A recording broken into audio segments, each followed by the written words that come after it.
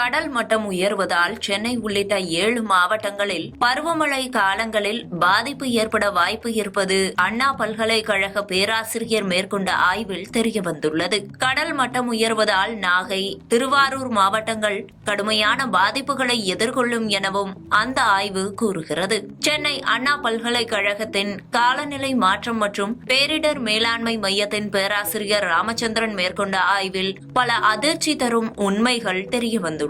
காலநிலை மாற்றத்தால் தற்போது தேவைப்படும் உடனடி நடவடிக்கைகளையும் இந்த ஆய்வு முடிவுகள் வலியுறுத்துகின்றன. மத்திய அரசு செயற்கைக்கோள் தரவுகள் மற்றும் இந்திய வானிலை ஆய்வு மையத்தின் புள்ளி விவரங்கள் அடிப்படையில் இந்த கடல் மட்ட உயர்வு விகிதங்கள் மதிப்பிடப்பட்டுள்ளன.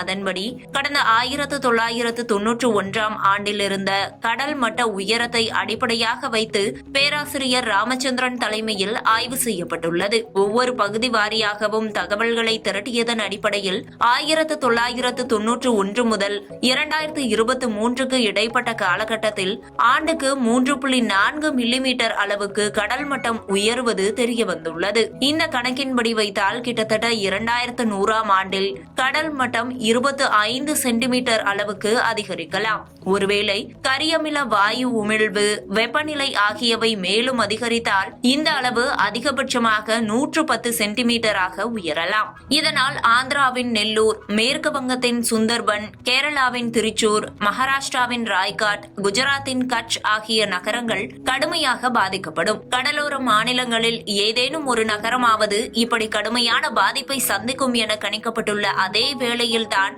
தமிழ்நாட்டில் நாகை, திருவாரூர் மாவட்டங்கள் அந்த பட்டியலில் இணைந்துள்ளன. இது ஒருபுறம் இருக்க, கடல் மட்டம் உயர்வால் சென்னை, நாகை, திருவாரூர், மயிலாடுதுறை, கடலூர், திருவள்ளூர், செங்கல்பட்டு மாவட்டங்களில் பருவமழை காலங்களில் அதிக பாதிப்புகள் ஏற்படும் சூழல் உருவாகியுள்ளது.